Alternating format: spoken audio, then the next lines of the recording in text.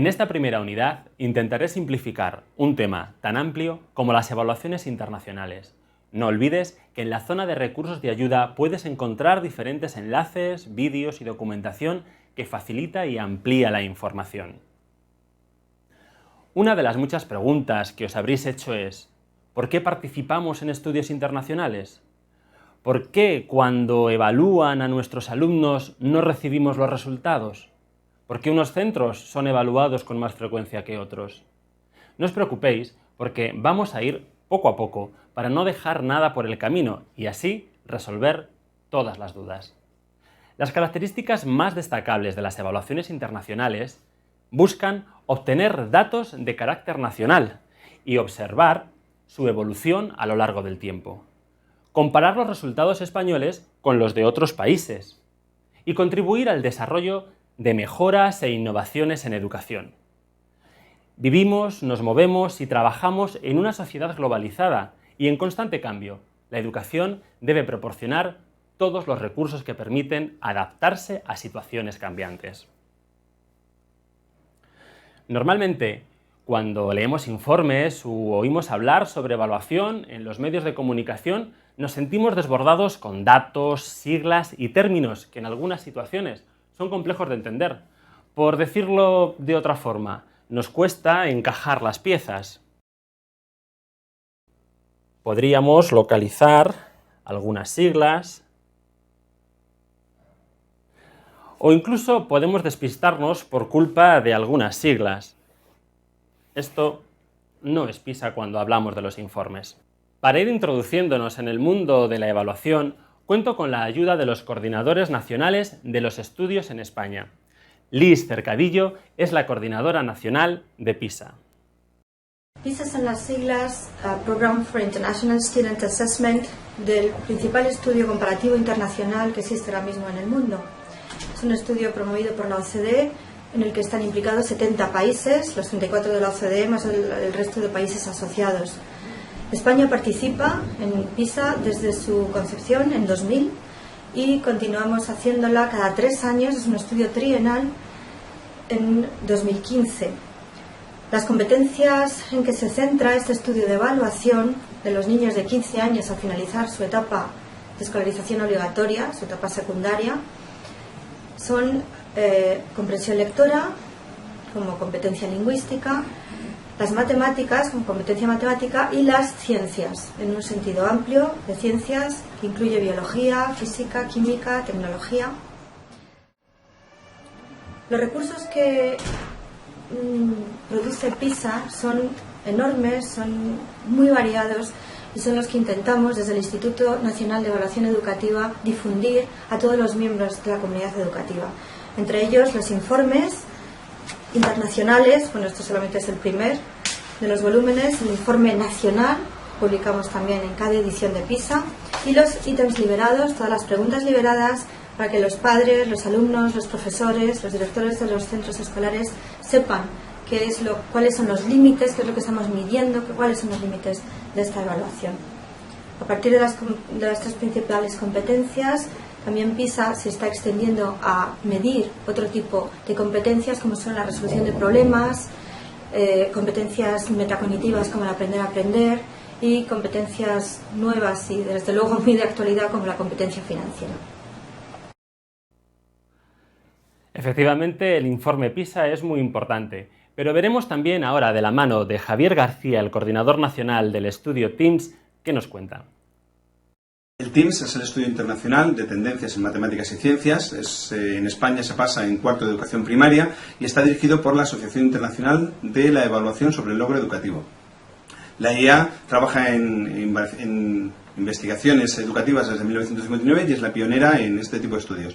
El caso concreto de TIMSS y PILS se lleva en el Centro de Estudios del Boston College y sirve para contribuir a un seguimiento regular sobre informaciones de aprendizaje en 3 áreas fundamentales, que son matemáticas, ciencias y, en el caso de PILS, de lectura. Para cada país, TIMSS lo que informa es sobre el logro general de los aprendizajes de los alumnos, pero además da 4 estándares internacionales que son el avanzado, el alto, el medio y el bajo, según los principales dominios de contenido. Teams recoge información detallada sobre el currículum e implementación curricular, además de prácticas pedagógicas y recursos escolares. Todo ello engloba un contexto que, relacionado con o unido con los logros educativos, sirven para mejorar los procesos de enseñanza-aprendizaje en matemáticas y ciencias en los distintos países. Existen un conjunto de países que participan regularmente en este estudio, entre los cuales podemos destacar Corea, Singapur, Hong Kong, Japón, Federación Rusa, Estados Unidos, Inglaterra y otros muchos más de la Unión Europea y del contexto internacional. Cualquier información adicional la podéis encontrar en la web y en nuestra página informativa y, bueno, pues será un placer veros en las redes sociales. Muchas gracias, Javier.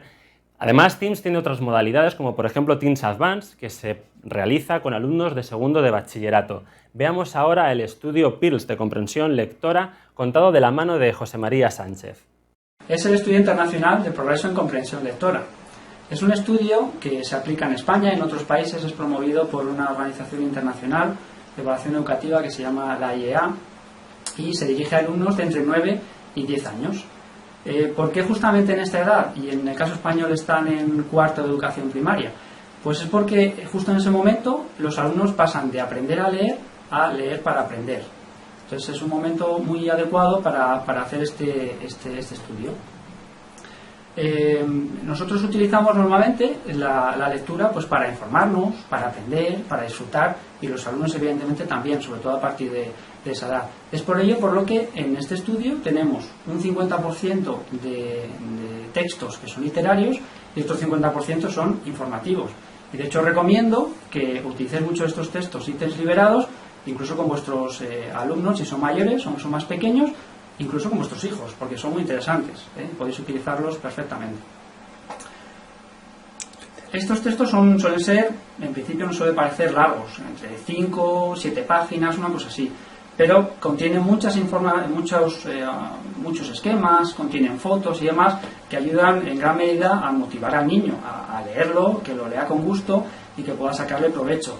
Entonces, por eso pueden parecer largos, pero luego al final tampoco lo son tantos y son muy aprovechables.